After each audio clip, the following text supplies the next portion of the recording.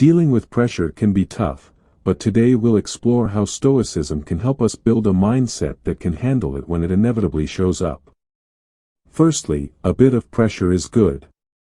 It keeps us from getting stuck and too comfortable in our safe spaces.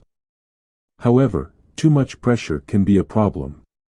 It might make us give up, fail, or just avoid things altogether. You might have heard the saying, "Pressure turns coal into diamonds," which is often shared online.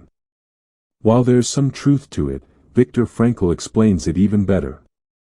He talks about tension and says, "What man actually needs is not a tensionless state but rather the striving and struggling for a worthwhile goal, a freely chosen task.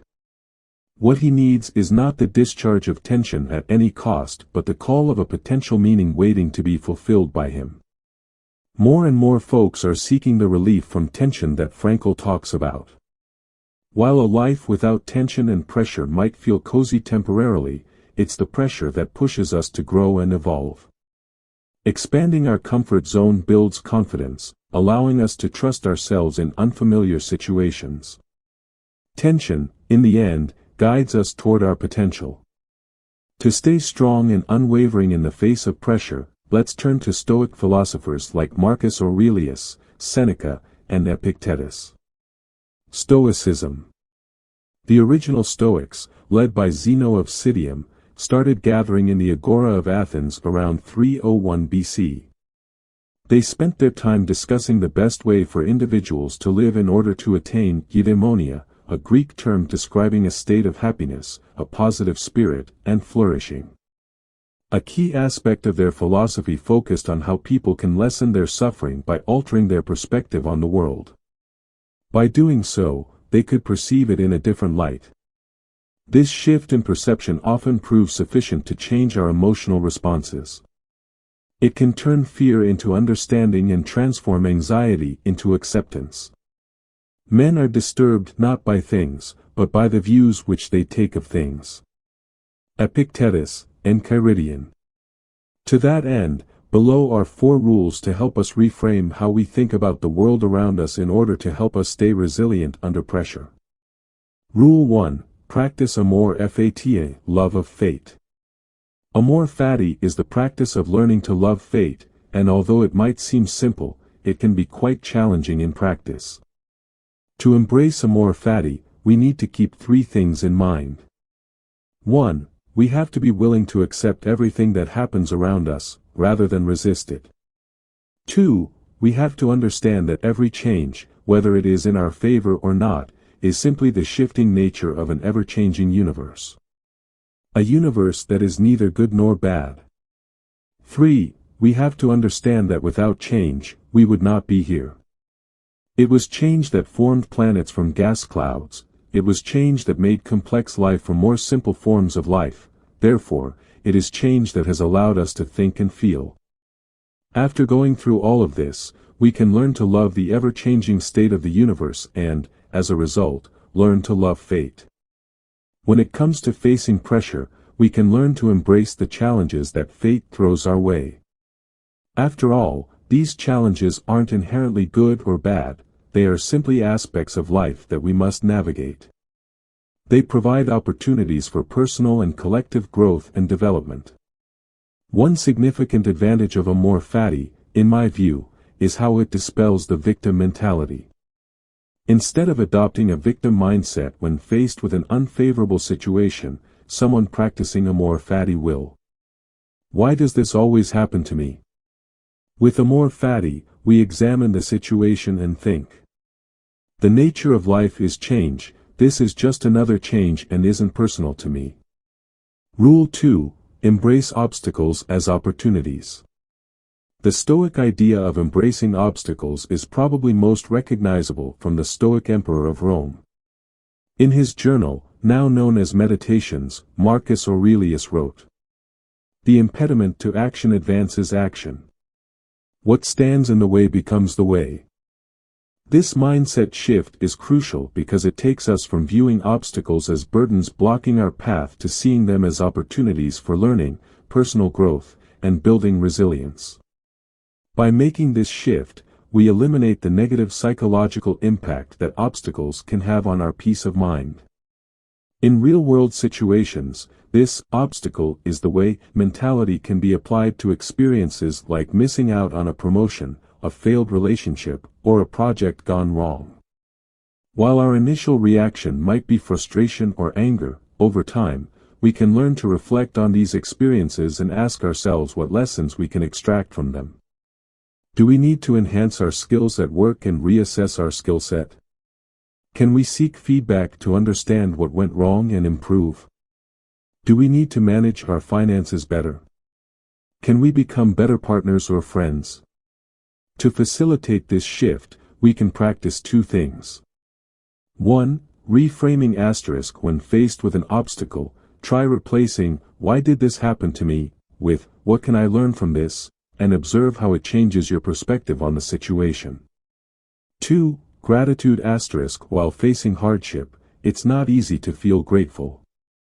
However, actively seeking things to be thankful for during challenging times can alter our overall perception of the situation.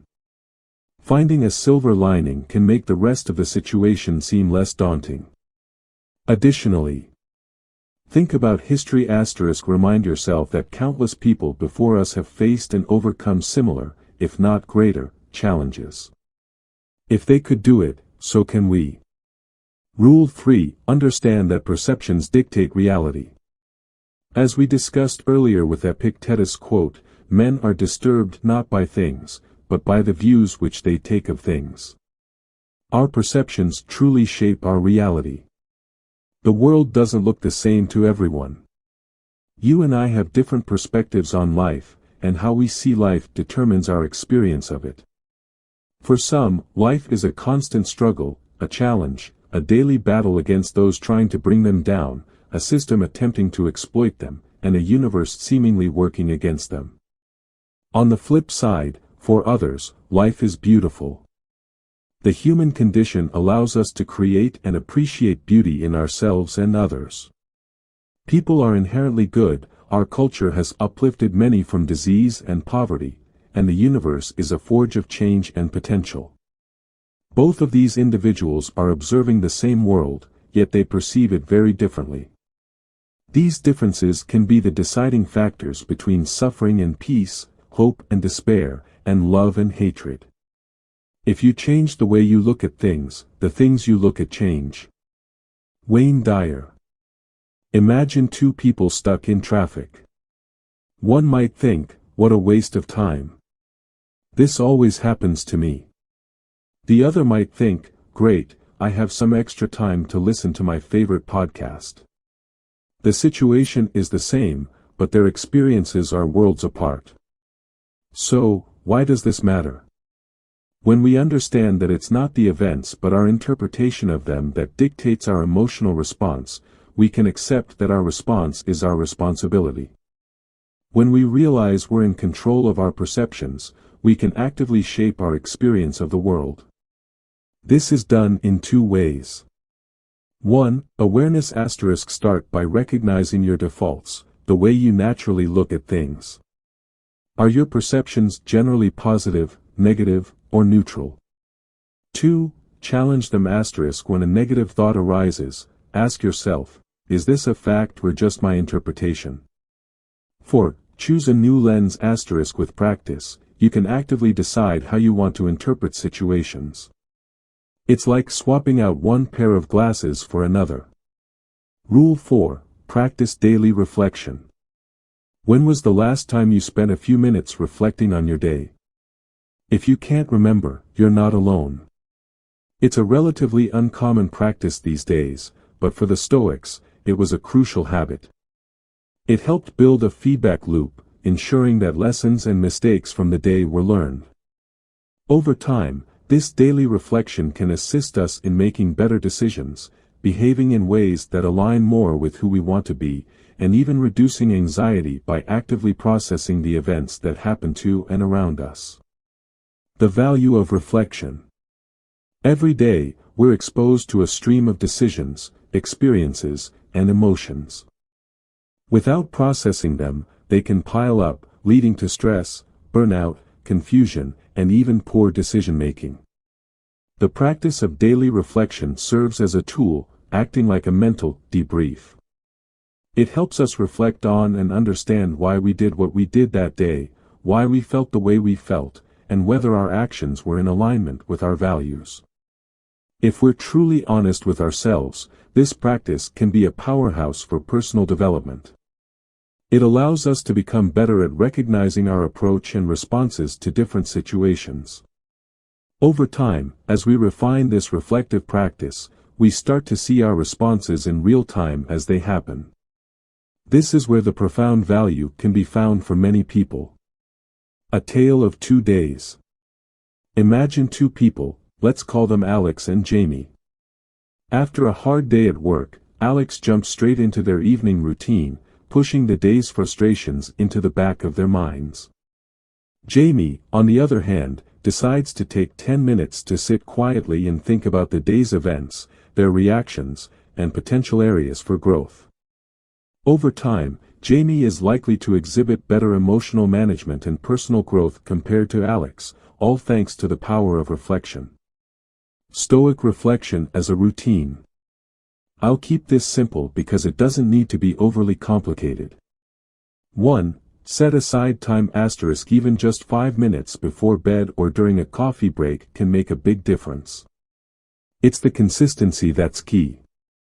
2. Ask questions *, start with basics like, what went well today, or what could I have done differently? With time, tailor your questions to probe deeper with why questions. 3. Write it down *, keeping your thoughts in a journal can make your reflections sink in. Over time, it also offers a valuable resource to track your thoughts as you grow. 4. Be honest, not harsh *, reflection is about understanding, not judging. Approach your thoughts and feelings with kindness and curiosity. The ripple effect. The beauty of daily reflection is its cumulative growth. It's not necessarily about mind-blowing revelations every day. It's more about chipping away over time with insights that can lead to deeper personal growth. It's a bit like an investment account. You make a regular payment and, over time, the account grows and grows.